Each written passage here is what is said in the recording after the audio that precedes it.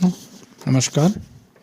मैं धर्मेंद्र, पीजीटी हिंदी, जवाहर नवोदय विद्यालय रिकांगपिओ, किन्नौर, हिमाचल प्रदेश से आज फिर आपके सामने आरोहो भाग 2 कक्षा 12 का पाठ, जो कि धर्मवीर भारती जी के द्वारा लिखा गया है।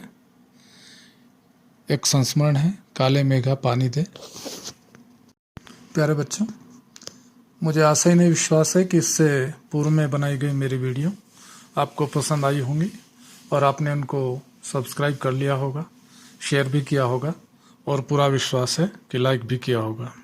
और इस ज्ञानवर्धक इस वीडियो को भी आप शेयर करेंगे और लाइक करेंगे। धर्मवीर भारती जी का जन्म उत्तर प्रदेश के इलाहाबाद जिले में सन 1926 ईस्वी में हुआ था। इनके बचपन का कुछ समय आजमगढ़ व मऊनाथ मंजन में बीता। इनके पिता की मृत्यु के बाद परिवार को भयानक आर्थिक संकट से गुजरना पड़ा। इनका भरण पोषण इनके मामा अभय कृष्ण ने किया। 1942 ईस्वी में इन्होंने इंटर कॉलेज कायस्थ पाठशाला से इंटरमीडिएट किया और 1943 ईस्वी में इन्होंने प्रयाग विश्वविद्यालय से बीए की परीक्षा पास की तथा 1947 में इन्होंने एमए हिंदी की परीक्षा उत्तीर्ण की। तत्पश्चात इन्होंने डॉक्टर धीरेन्द्र वर्मा के निर्देशन में सिद्ध साहित्य पर शोध कार्य किया। इन्होंने अभ्युदय व संगम पत्र में भी कार्य किया।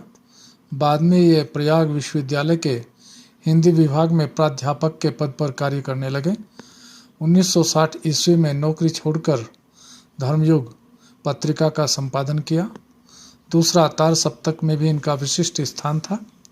इन्होंने कविता, उपन्यासकार, कहानीकार, पत्रकार तथा आलोचक के रूप में हिंदी जगत को अमूल्य रचनाएं दी। इन्हें पद्मश्री सम्मान, व्यास सम्मान व अनेक अन्य पुरस्कारों से सम्मानित किया गया। इन्होंने इंग्लैंड, जर्मनी, थाईलैंड, इंडोनेशिया आदि देशों की यात्राएं की और 1997 ईस्वी में इनका देहांत हो जाता है। इनकी प्रमुख रचनाएं हैं कविता संग्रह है कनुप्रिया, 7 गीत वर्ष, ठंडा लोहा, कहानी संग्रह है बंद गली का आखिरी मकान, मुर्दों का गांव, चांद और टूटे हुए लोग। इनका बड़ा प्रसिद्ध उपन्यास है सूरज का 7वां घोड़ा, गुनाहों का देवता और एक गीति नाट्य है जिसे अंधा युग के नाम से जाना जाता है। इनका निबंध संग्रह है पश्यंती, कहानी अनकहानी, ठेले पर हिमालय और आलोचना में इन्होंने लिखा प्रगतिवाद, एक समीक्षा, मानव मूल्य और साहित्य। एकांकी संग्रह इनका नदी प्यासी थी। इनकी साहित्यिक विशेषताएं निम्न प्रकार हैं कि धर्मवीर भारती के लेखन की खासियत है कि हर उम्र और हर वर्ग के पाठकों के बीच इनकी अलग अलग रचनाएं लोकप्रिय हैं। ये मूल रूप से व्यक्ति स्वातंत्र्य, मानवीय संबंध एवं रोमानी चेतना के रचनाकार हैं। तमाम सामाजिकता व उत्तरदायित्वों के बावजूद इनकी रचनाओं में व्यक्ति की स्वतंत्रता ही सर्वोपरि है। इनकी रचनाओं में रूमानियत संगीत में लय की तरह मौजूद है। इनकी कविताएं, कहानियाँ, उपन्यास, निबंध, गीति नाट्य व रिपोर्टाज हिंदी साहित्य की महत्वपूर्ण उपलब्धियां हैं। इनका लोकप्रिय उपन्यास गुनाहों का देवता एक सरस और भावप्रवण प्रेम कथा है। दूसरे लोकप्रिय उपन्यास सूरज का 7वां घोड़ा पर हिंदी फिल्म भी बन चुकी है। इस उपन्यास में प्रेम को केंद्र में रखकर निम्न मध्य वर्ग की हताशा, आर्थिक संघर्ष, नैतिक विचलन और अनाचार को चित्रित किया गया है। स्वतंत्रता प्राप्ति के बाद गिरते हुए जीवन मूल्य, अनास्था, मोहभंग, विश्व युद्धों से उपजा हुआ डर और अमानवीयता की अभिव्यक्ति अंधा युग में हुई है। अंधा युग गीति साहित्य के श्रेष्ठ गीति नाट्यों में है। मानव मूल्य और साहित्य पुस्तक समाज सापेक्षिता को साहित्य के अनिवार्य मूल्य के रूप में विवेचित करती है। भारती जी ने निबंध और रिपोर्टाज भी लिखे हैं। इनके गद्य लेखन में सहजता व आत्मीयता है। बड़ी से बड़ी बात को बातचीत की शैली में कहते हैं और सीधे पाठकों के मन को छू लेते हैं। इन्होंने हिंदी साप्ताहिक पत्रिका धर्मयुग के संपादक रहते हुए हिंदी पत्रकारिता को सजा संवार कर गंभीर पत्रकारिता का एक मानक बनाया। वस्तुतः धर्मवीर भारती का स्वतंत्रता प्राप्ति के बाद के साहित्यकारों में प्रमुख स्थान है। डॉक्टर धीरेन्द्र वर्मा के निर्देशन में इन्होंने शोध साहित्य पर कार्य किया, साथ ही साथ उस समय कई कविताएं लिखी गई जो बाद में ठंडा लोहा नामक पुस्तक के रूप में छपी। और उन्हीं दिनों गुनाहों का देवता उपन्यास लिखा। साम्यवाद के मोहभंग के बाद प्रगतिवाद, एक समीक्षा नामक इन्होंने पुस्तक लिखी। और कुछ अंतराल बाद ही सूरज का सातवां घोड़ा जैसा अनोखा उपन्यास भी इन्होंने लिखा। धर्मवीर भारती का काव्य नाटक अंधा युग भारतीय रंगमंच का एक महत्वपूर्ण नाटक है। महाभारत युद्ध के अंतिम दिन पर आधारित यह नाटक 4 दशक से भारत की प्रत्येक भाषा में मंचित हो रहा है। इब्राहिम अलकाजी, रतन थियम, अरविंद गौड़, राम गोपाल बजाज, मोहन महर्षि, के रैना और कई अन्य भारतीय रंगमंच निर्देशकों ने इनका मंचन किया है। इसमें युद्ध और उसके बाद की समस्याओं और मानवीय महत्वाकांक्षा को प्रस्तुत किया गया है। नए संदर्भ और कुछ नवीन अर्थों के साथ अंधा युग को लिखा गया है और हिंदी के सबसे महत्वपूर्ण नाटक में निर्देशकों के लिए धर्मवीर भारती जी ने ढेर सारी संभावनाएं छोड़ी हैं। निर्देशक जिसमें व्याख्या ढूंढ लेता है, तभी इराक युद्ध के समय निर्देशक अरविंद गौड़ ने आधुनिक अस्त्र शस्त्र के साथ इसका मंचन किया। काव्य नाटक अंधा युग में कृष्ण के चरित्र के नए आयाम और अश्वत्थामा का ताकतवर चरित्र है, जिसमें वर्तमान युवा की कुंठा और संघर्ष उभर कर सामने आते हैं। बच्चों, इलाहाबाद विश्वविद्यालय में इन्होंने हिंदी प्राध्यापक के रूप में कार्य किया और देखते ही देखते वो बहुत लोकप्रिय अध्यापक के रूप में जाने जाने लगे। उसी दौरान नदी प्यासी थी नामक एकांकी नाटक संग्रह और चांद और टूटे हुए लोग नाम से कहानी संग्रह छपे। ठेले पर हिमालय नाम से ललित रचनाओं का संग्रह छपा और शोध प्रबंध सिद्ध साहित्य भी छप गया। मौलिक लेखन की गति बड़ी तेजी से बढ़ रही थी, साथ ही अध्ययन भी पूरी मेहनत से किया जाता रहा। उसी दौरान अस्तित्ववाद तथा पश्चिम के अन्य दर्शनों का विशद अध्ययन किया। रिल्के की कविताओं, कामू के लेख और नाटकों, ज्यापाल सार्थ की रचनाओं और कार्ल मार्क्स की रचनाओं में मन बहुत डूबा। साथ ही साथ महाभारत गीत, बिनोवा और लोहिया के साहित्य का भी गहराई से अध्ययन किया। गांधी जी को नई दृष्टि से समझने की कोशिश की। साहित्य, भारतीय संत और सूफी काव्य और विशेष रूप से कबीर, जायसी और सूर को परिपक्व मन और पैनी हो चुकी समझ के साथ पुनः समझा। प्यारे बच्चों, इन्हीं के द्वारा लिखित एक संस्मरण काले मेघा पानी दे, उसको आज हम लेकर के यहाँ उपस्थित हैं। काले मेघा पानी दे संस्मरण में लोक प्रचलित विश्वास और विज्ञान के द्वंद्व का चित्रण किया गया है। विज्ञान का अपना तर्क है और विश्वास का अपना सामर्थ्य। इनकी सार्थकता के विषय में शिक्षित वर्ग असमंजस में है। लेखक ने इसी दुविधा को लेकर पानी के संदर्भ में एक प्रसंग रचा है। आषाढ़ का पहला पखवाड़ा बीत चुका है। ऐसे में खेती व अन्य कार्यों के लिए पानी न हो तो जीवन चुनौतियों का घर बन जाता है। यदि विज्ञान इन चुनौतियों का निराकरण नहीं कर पाता तो उत्सवधर्मी भारतीय समाज किसी न किसी जुगाड़ में लग जाता है, प्रपंच रचता है और हर कीमत पर जीवित रहने के लिए अशिक्षा तथा बेबसी के भीतर भी उपाय और काट की खोज करता है।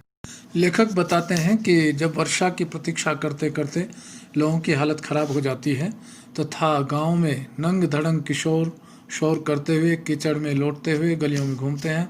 ये 10-12 वर्ष की आयु के होते हैं तथा सिर्फ जांघिया या लंगोटी पहनकर गंगा मैया की जय बोलकर गलियों में चल पड़ते हैं।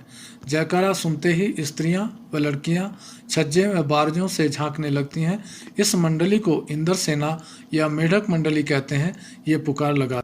यहाँ पर 2 शब्द इंद्र सेना और मेढक मंडली, जो उन पर विश्वास करते हैं या इस पर विश्वास करते हैं उनको इंद्र सेना कहते हैं, लेकिन जो उसको ढकोसला मानते हैं वो उसको मेंढक मंडली कहते हैं।